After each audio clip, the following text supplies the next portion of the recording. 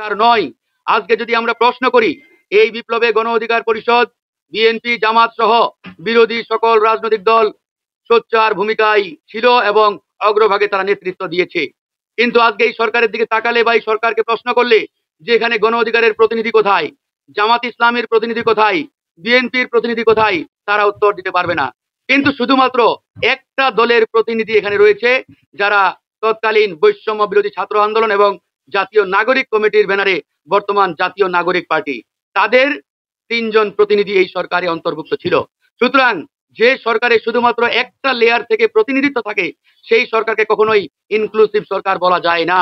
তারপরেও দেশ ও জাতিকে নতুন করে বিনির্মাণের জন্য আমরা এই ডক্টর মোহাম্মদ ইউনূসের সরকারকে সমর্থন দিয়ে আসছি। কিন্তু সরকার সবার সাথে ইনসাফ কায়েম না করে বরং গণ অভ্যুত্থানের একটি গোষ্ঠী ও পক্ষের সরকার হতে বেশি স্বাচ্ছন্দ্য বোধ করেছে। যেহেতু অন্তর্বর্তীকালীন সরকারের 3 জন ছাত্র উপদেষ্টা, জনাব নাহিদ ইসলাম, জনাব আসিফ মাহমুদ চৌধুরী, জনাব মাহফুজ আলম, এবং তাদের 3 জনের মধ্যে একজন অর্থাৎ জনাব নাহিদ ইসলাম ইতিমধ্যে পদত্যাগ করে একটি রাজনৈতিক দলের দায়িত্ব নিয়েছেন।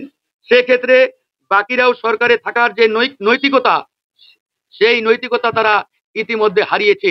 আপনারা খেয়াল করবেন, যখন এই সরকার গঠিত হয় 8ই আগস্ট, সেদিন তারা বলেছিল যে আমরা ছাত্র প্রতিনিধি হিসাবে 3 জন এই অন্তর্বর্তীকালীন সরকারে অন্তর্ভুক্ত হচ্ছি। আজকে যদি আমরা প্রশ্ন করি, যারা ছাত্র প্রতিনিধি হিসাবে এই অন্তর্বর্তীকালীন সরকারে অন্তর্ভুক্ত হয়েছিলেন, তাদের মধ্যে একজন এই সরকার থেকে পদত্যাগ করা মানে 3 জনেই পদত্যাগ করা। সুতরাং ছাত্র প্রতিনিধি হিসাবে এই সরকারে আর কোনো পদ পদবি কিংবা কোনো বস্তু এক্সিস্ট করার কোনো কথা নয়। সেই জায়গা থেকে তারা যদি দাবি করে যে আমরা এখনো ছাত্র প্রতিনিধি হিসাবে এই সরকারের মধ্যে রয়েছি, এটা স্রেফ জনগণের সাথে মিথ্যাচার এবং প্রতারণা। আর দল গঠন একটি চলমান প্রক্রিয়া। এই প্রক্রিয়ায় কিভাবে একজন পদত্যাগকৃত উপদেষ্টা সম্পৃক্ত হয়ে প্রধানের দায়িত্ব নিলেন, সেটি কিন্তু জনমনে ইতিমধ্যে প্রশ্ন দেখা দিয়েছে। আর 3 জন ছাত্র উপদেষ্টা, তারা যে রাজনীতির মাধ্যমে উত্থান এবং যে রাজনীতির মাধ্যমে তারা উঠে এসেছে, তাদের নেক্সাস কিন্তু একই, অর্থাৎ তারা একই প্ল্যাটফর্ম থেকে আন্দোলন সংগ্রামের মাধ্যমে এই অন্তর্বর্তীকালীন সরকারে তারা অন্তর্ভুক্ত হয়েছেন। সুতরাং আমরা সরকারের নিরপেক্ষতা নিশ্চিতে বাকি যে 2 জন ছাত্র উপদেষ্টা অর্থাৎ জনাব আসিফ মাহমুদ এবং মাহফুজ আলম, তাদের অনতিবিলম্বে পদত্যাগ দাবি করছি। এছাড়াও ছাত্ররা যেহেতু ইতিমধ্যে দল গঠন করেছে এবং তাদের দলের প্রধান জনাব নাহিদ ইসলাম ঘোষণা দিয়েছেন যে আজকের পর থেকে সমন্বয়ক নামক আর কোনো শব্দ, আর কোনো পদবি বাংলাদেশের রাজনীতি তথা বাংলাদেশের সামগ্রিক পরিবেশ পরিস্থিতিতে এক্সিস্ট করে না। সুতরাং বৈষম্য বিরোধী ছাত্র আন্দোলন কিংবা নাগরিক কমিটি আজকের পর থেকে সমন্বয়ক শব্দটি ব্যবহার করতে পারবে না।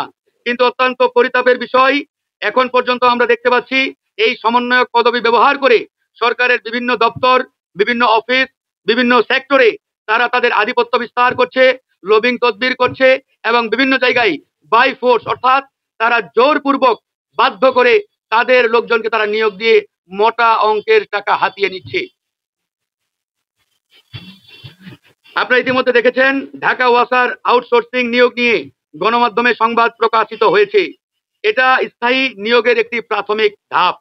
2024 সালের 6ই সেপ্টেম্বর গণমাধ্যমে প্রকাশিত হয় প্রায় 2500 আউটসোর্সিং কর্মী ঢাকা ওয়াসার বিভিন্ন বিভাগে তারা নিয়োগ দেবে কর্মরত রয়েছে।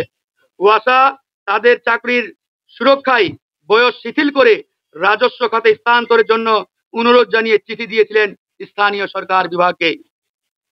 এক্ষেত্রে আউটসোর্সিং এর নিয়োগ হলেও পরবর্তীতে স্থায়ী করার সুযোগ রয়েছে বলে এটি ইতিমধ্যে প্রতীয়মান হয়েছে। সুতরাং এই নিয়োগে অনৈতিক সুযোগ সুবিধার মাধ্যমে তারা বৈষম্য বিরোধী ছাত্র আন্দোলন এবং তাদের নাগরিক কমিটির সাথে যারা সম্পৃক্ত, তাদেরকে এখানে তারা যুক্ত করেছে এবং তাদেরকে নানাভাবে বিভিন্ন সরকারি দপ্তর, বিভিন্ন সরকারি সেক্টরে তারা ইতিমধ্যে পদায়ন করেছে।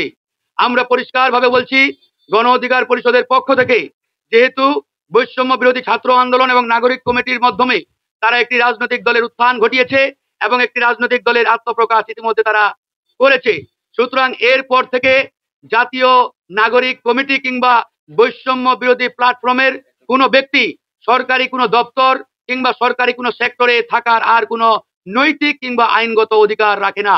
যারা ইতিমধ্যে নিয়োগ পেয়েছে বা নিয়োগ দেওয়া হয়েছে